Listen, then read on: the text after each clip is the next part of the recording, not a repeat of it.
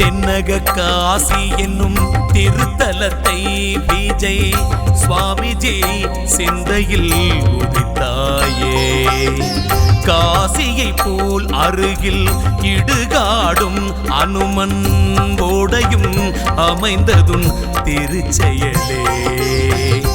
ஓங்கி உயர்ந்தது உன் திருநாமம் அவள் பூந்துரை நாட்டினர் பெரும்பாக்கியம். தாங்கி கருவறைக்குள் அரவணைத்தாய் பசி.